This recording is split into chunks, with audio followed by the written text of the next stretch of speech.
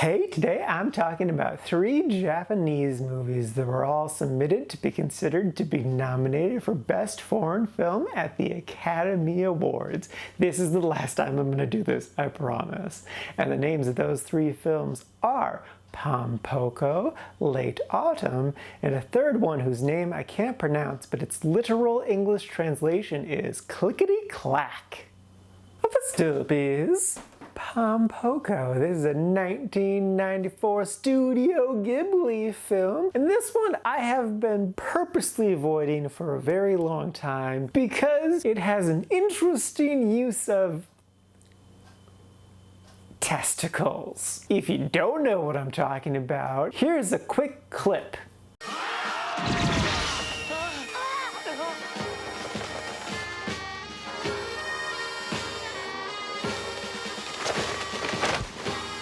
Yeah, it's interesting. I just didn't want to give this movie a shot because I just didn't think it was gonna work for me. Like, I wouldn't be able to get past the ridiculousness of what they do with testicles. But honestly, I really enjoyed this movie. The basic premise is very similar to Watership Down, which I actually really enjoyed. Both the similarities and Watership Down. This group of tanuki, which is very similar to raccoons, who are just trying to live their lives, but these pesky humans come into their forest and are terraforming it all to hell, turning it into a suburb of Tokyo. And so these tanuki, being tanuki, decide to harness some of their ancient mystical powers and haunt all of these people by transforming into ghouls and ghosts and stuff. And yeah, this movie's great. I thoroughly enjoyed it, even with all the weird testicle stuff. Like, I loved, this movie takes place in year 32 of the Pom Poko era. That's just great. I love their society. I love how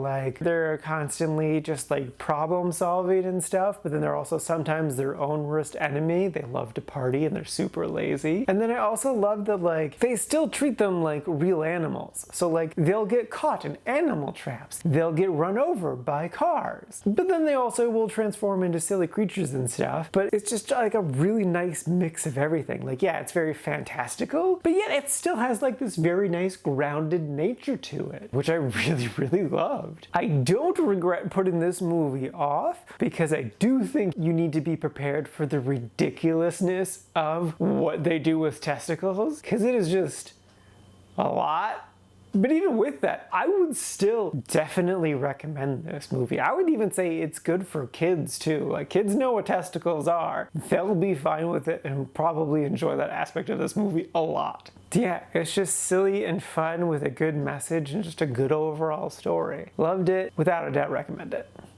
Next up is Late Autumn. This is a 1960 film directed by the same guy who did Equinox Flower, and it actually felt very, very similar. In here, there is this beautiful daughter who is round about marrying age, 24, and her mother is this beautiful widow, and the film focuses on them, but then the inciting incident comes from this group of men who are the same age as the mother, who used to be madly in love with her way back in the day and tried to woo her but failed. And now they're like, hey, we should try to marry off the daughter and then maybe the mom will fall in love with one of us. Something like that. And then shenanigans ensue. This, beat for beat at times, is very similar to modern rom-coms. The main difference just being it feels like a 50s Japanese movie, which I actually really liked that aspect. That I think those two things go together really well. My complaint is that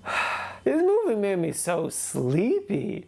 I tried everything in the book to not get drowsy, and I just couldn't stop myself. And it was so frustrating because I'm this movie is good. It's so interesting and charming and delightful, but I just can't help from getting sleepy. And I do strongly feel it was the movie that was making me sleepy and it wasn't just a me thing. Because I did end up taking a longer break from the movie just to try to jumble something around, and that did work. When I came back, I was all about the movie and it was great. So I do think it was just something with the movie, it was a little too slow, a little too calm, a little too whatever, that just made me nod off, which is a tragedy because it's really good. And I really, really love the ending. For like a 1950s film, I would honestly say it has a ballsy ending. It could have gone one step further, and for like a second I thought it was going to, but I don't fault the movie for not going crazy with the ending.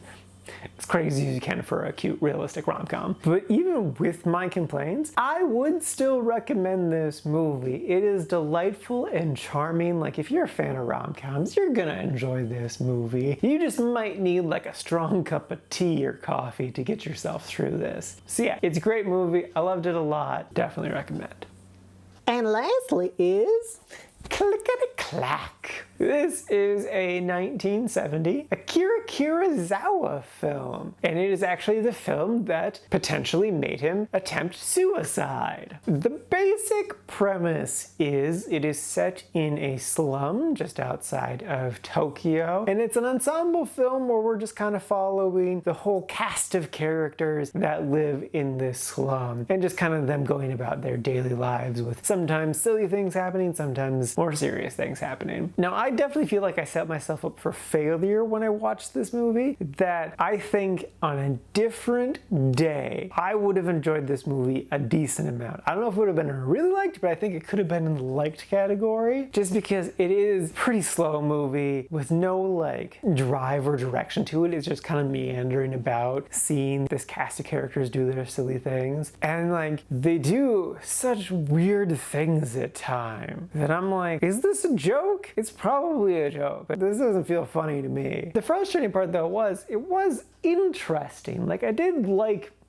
most of the characters. I didn't like the first kid. He's a weird kid who's obsessed with trains. That's where the title came from. Clickety-clack. Trolleys, technically. And he was just really weird and annoying. And I'm like, well, I hate this kid who's like kind of the central character. So that makes me not like the movie as much. And then like looking into it, apparently it has had mixed responses throughout. Like, it's kind of a hotly debated film. Like, some consider it one of his best films, and others are like, what is this thing? So I definitely understand the mixed nature of everything. And I don't know, I just felt so bad not liking it. Because it was interesting, but it was really boring and I wasn't enjoying myself. So yeah, I don't recommend it unless you're really into Akira Kurosawa. Otherwise, I don't think it would be worth your time.